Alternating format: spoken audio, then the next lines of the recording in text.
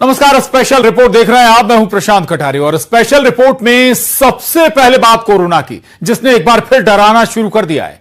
Active case तेजी से बढ़ रहे हैं, हर रोज नए मामले सामने आ रहे हैं और ये मामले खतरे की घंटी बजा रहे हैं। सबसे पहले ये रिपोर्ट देखिए आप।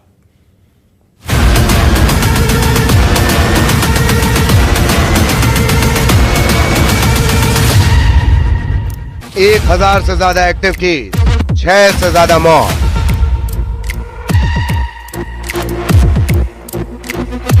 पहले डेल्टा, फिर ओमिक्रॉन और अब LF7, XFG, JN1 और NB181 सीरीज।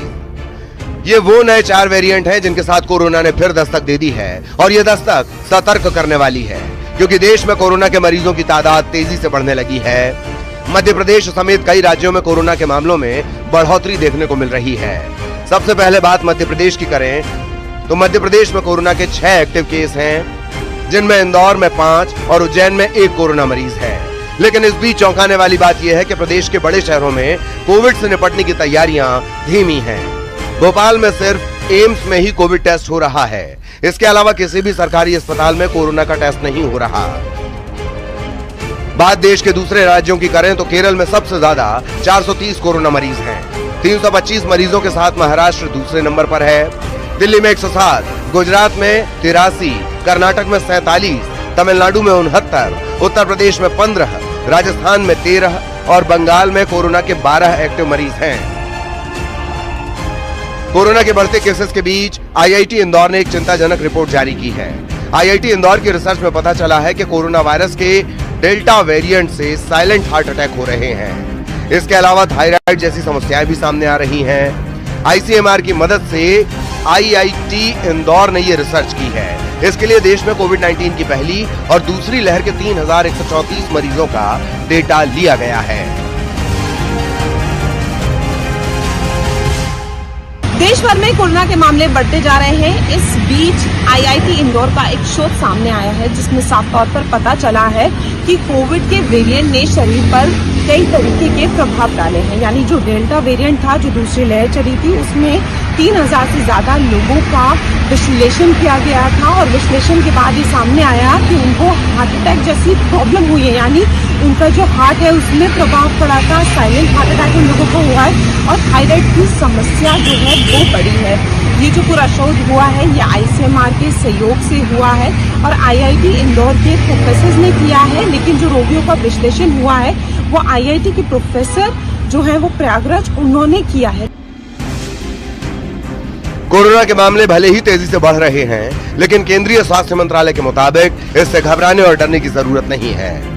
बस जरूरत है तो सावधानी बरतने और सतर्क रहने की। स्वास्थ्य मंत्रालय के मुताबिक कोरोना के ताजा हालात पर सरकार की पूरी नजर है और वो इससे निपटने के लिए पूरी तरह से तैयार है। Bureau report, news 18।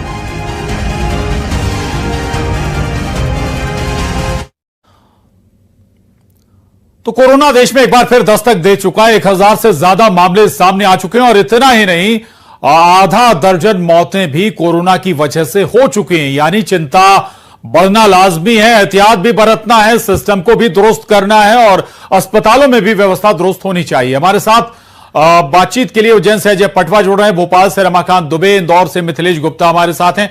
सबसे पहले उज्जैन का रुख करेंगे। अजय, उज्जैन में भी कोरोना ने दस्तक दे दी है, तैयारियां क्या नजर आ रही हैं सरकारी स्तर पर अस्पतालों में? ये देखिए, उज्जैन में एक जो मरीज जो निकला था जिसको इंदौर एडमिट किया गया है, लेकिन उज्जैन के माधवनगर अस्पताल और चरक अस्पताल में कोविड से निपटने के लिए पूरी तैयारियां हैं। ऑक्सीजन सिलेंडर से लेकर तमाम प्रकार की व्यवस्था कर रखी है। हमारे साथ में मैडम है माधवनगर अस्पताल की। मैम बताइए, जिस तरीके से कोविड के जो केस बढ़ रहे हैं उसको लेकर कितनी तैयारियां हैं आपकी? जी बिल्कुल, हम लोगों की पूरी तरह तैयारी है इस रूप में। हम लोग अभी भी हम लोग के पास अगर मरीज आते भी हैं थोड़ा बहुत सर्दी खांसी जुकाम में, तो हम उनको पूरी तरह काउंसिल कर रहे हैं कि बार बार अपने नाक और मुंह को हाथ ना लगाएं। अगर आप किसी भी पब्लिक प्लेस पे जा रहे हैं, बस स्टेशन, रेलवे स्टेशन पे, तो अपना नाक और मुंह ढक के रखें मास्क से। अपने हाथों को बार बार धोएं साबुन से, और ऐसा नहीं है कि आपने फटाफट से धो लिया। 1 से 1.5 मिनट हम लोग साबुन से धोएंगे और 15 सेकंड अगर आप सैनिटाइज कर रहे हैं तो। और यही कहना चाहूंगी, अपनी डाइट प्रॉपर रखें, प्रोटीन इंटेक अपना पूरा होना चाहिए, हरी सब्जियां और सीजनल फ्रूट खाएं, हाइड्रेटेड रहें, पानी पीते रहें। जी, देखा जाए तो कोविड के लेकर जो वेरिएंट्स में जो साइलेंट अटैक के ज्यादा मामला बढ़ रहा है, उसको लेकर कैसे इसको पता चलता है और कैसे इसको ध्यान रखना चाहिए? देखिए, इसके लिए रूटीनली चेकअप बहुत जरूरी होता है। देखिए, ये हम लोग का हम लोग अगर थोड़ा बहुत भी आपको शंका लग रही है, चेस्ट पेन है या आपके कंधे में दर्द है, थोड़ा बहुत थकान लग रही है, सांस फूलना, अगर आपको थोड़ा बहुत भी ऐसी शंका लग रही है तो अपने नजदीकी स्वास्थ्य केंद्र पर जाकर तुरंत इस चीज की अपने चिकित्सक से सलाह लें। हमारे साथ में अभय विश्वकर्मा भी ये स्वास्थ्य समिति के सदस्य हैं। अभय जी, आप बताइए, जिस तरीके से अस्पताल में किस प्रकार की तैयारियां आपकी तरफ से की रखी? देखिए, कोविड को लेके अभी माधवनगर चिकित्सालय में 10 बेड और चरक अस्पताल में 20 बेड आरक्षित किए गए हैं। इससे घबराने वाली कोई बात नहीं, हम पूरी तरह से हर प्रकार की स्थिति से निपटने के लिए तैयार हैं। आप बताइए, आप जैसे सड़कों पे घूमते हैं, पब्लिक में आते हैं, तो कैसे अपने आप को बचाव करें? सबसे पहले तो मास्क हम लगाएं, सबसे पहली प्रायोरिटी वही है, डॉक्टरों द्वारा जो जारी हुई है। उसके बाद सोशल डिस्टेंसिंग का पालन करें, समय समय पे हाथ मुंह धोएं, हरी सब्जियों का सेवन करें, यही जहाँ तक। तो देखिए, कुल मिलाकर ये है कि बिल्कुल एहतियात बरतना होगा और उज्जैन में तैयारियां शुरू हो गई हैं। भोपाल का रुख करेंगे, रमाकांत दुबे हमारे साथ बने हुए। रमाकांत, भोपाल सबसे जो बड़े शहर है मध्य प्रदेश में, जब पिछली बार कहर बरपाया कोरोना ने, उन शहरों में शुमार था जहां सबसे ज्यादा कोरोना के मामले सामने आए थे। इस बार क्या तैयारियां हैं सिस्टम की? जी प्रशांत, मैं सीधे लोगों से ही बात करता हूं और आपको जवाब यही लोग देंगे कि कोरोना एक बार फिर दस्तक देने लगा है देश में, प्रदेश में कई मामले सामने आ चुके हैं। क्या यहाँ प्रॉपर तैयारी है? क्योंकि पिछली बार भोपाल जो है वो कोरोना का हब बना हुआ था। देखिए, प्रॉपर तैयारी तो अभी भी नहीं है, ना शासन की तरफ से और ना ही अस्पतालों में। अभी भी सिर्फ भोपाल के एक ही अस्पताल में RT-PCR की जांच करी जा रही है, वो है एम्स।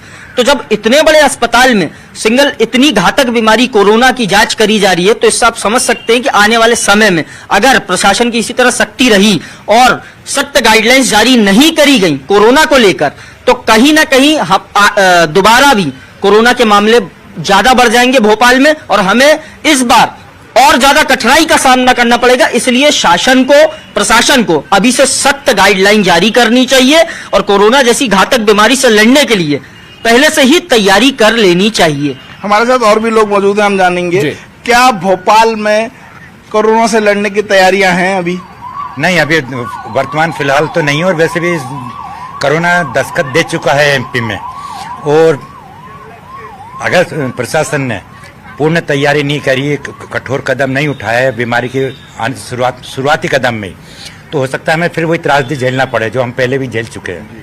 अभी आप लोग जैसे पब्लिक प्लेस पे जाते हैं तो क्या अपनी तरफ से कोई सावधानियां इस्तेमाल कर रहे हैं? मास्क लगाना या दूरी बरतना या ग्लव्स पहनना वगैरह? नहीं, अभी तो प्रशासन ने चेतावनी नहीं दी है, ना कोई गाइडलाइन जारी की है, इसलिए अभी वर्तमान में मैं भी बगैर मास्क के हूँ।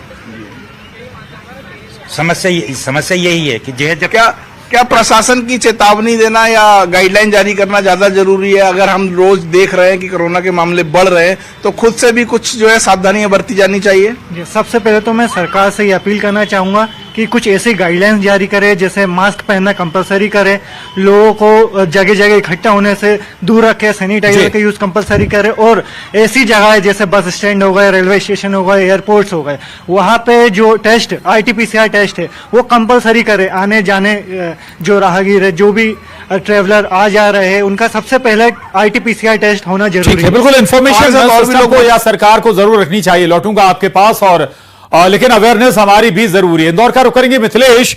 इंदौर में अगर हम डेथ रेशियो बात करें, पिछले जब कोरोना का कहर आया था तो सबसे आगे था इंदौर, जहां सबसे ज्यादा जान कोरोना ने ली थी। अभी भी अगर हम जिक्र करें, 6 कोरोना के मामले MP में आए, उनमें से 5 इंदौर में हैं। गंभीरता समझनी होगी मिथिलेश। बिल्कुल सही कहा आपने प्रशांत कि इंदौर में पिछली 2 लहर में सबसे ज़्यादा जो मौतें हैं, अगर प्रदेश की बात की जाए तो सबसे ज़्यादा इंदौर में हुई थी। हालांकि इस बार अभी तक जो कोविड के केसेस आए हैं उसमें कई लोग ऐसे हैं जो इंदौर के बाहर रहने वाले, इंदौर में उन्होंने जांच कराई थी, उनकी रिपोर्ट इंदौर में पॉजिटिव आई थी। लेकिन सरकारी दावे की बात की जाए तो तैयारियाँ बहुत हैं, लेकिन अब इंदौर की जनता कोविड को लेकर कितनी गंभीर है, सीधे उन्हीं से पूछते हैं। कोरोना को लेकर आप लोग कितने गंभीर नजर आ रहे हैं बढ़ते हुए मामलों को देखते हुए? सर, कोरोना के लिए तो ऐसा है कि अभी हमारे पास कोई गाइडेंस सरकार के द्वारा या प्रशासन के द्वारा कोई भी उसके लिए कार्यवाही नहीं की गई है। तो हम लोगों को तो ये भी पता नहीं है कि कोरोना के हमारे पास फिर से दोबारा महामारी लौट कर आ रही है, और अगर ऐसा ही चलता रहा तो महामारी को वही पुराना विकराल रूप धारण करने में समय नहीं लगेगा। क्योंकि हम जब देखते हैं, जब सरकार चुनाव आने के टाइम पर अपने प्रचार प्रसार के लिए सतर्क हो जाती है, तो उसी प्रकार सरकार जिसको योजनाएं देना चाहती है उनकी स्वास्थ्य की सुविधा भी सरकार की जिम्मेदारी बनती है, तभी वो लोग उस योजना का फायदा उठा पाएंगे। हम देखते हैं कि कोई भी योजना आती है, यूट्यूब पर सबसे पहले उस योजना का प्रचार दे दिया जाता है, मगर जब स्वास्थ्य सुविधा की बात आती है तो हमारे देश में उसके प्रति लापरवाही बरती जाती है। इसी का परिणाम हमारा कोरोना वायरस हमने पिछली बार भुगत चुके हैं, और अगर ये ही स्थिति अभी रही तो ये महामारी फिर से वही रूप ले लेगी। मेरा यह कहना है कि अगर सरकार, सबसे जरूरी इसके लिए सरकार है, क्योंकि सरकार ही इस जागरूकता को फैलाएगी, और अगर सरकार कुछ काम नहीं कर रही है तो यह सरकार की लापरवाही है। क्योंकि आज के समय में शोभा यात्रा जैसे बैनरों का हर जगह इस्तेमाल किया जाता है ताकि उनका प्रचार हो, और क्या यह स्वास्थ्य के लिए भी जरूरी नहीं है कि इनका प्रचार के लिए? बिल्कुल ठीक है, चलिए अच्छी बात है, लेकिन अवेयरनेस हमारी भी जरूरी है। और अगर वाकई हालात ऐसे हो रहे हैं, लग रहा है, संकेत मिल रहे हैं कि कोरोना लौट रहा है, तो फिर हमें खुद सजग हो जाना चाहिए। जरूरी नहीं कि हर बार इंतजार करें कि सरकार ही जब डंडा चलाएगी तभी हम गाइडलाइंस फॉलो करेंगे, मास्क लगाना शुरू करेंगे। आप सभी का शुक्रिया। मिथिलेश, रमाकांत, अजय, बहुत धन्यवाद जानकारी के लिए।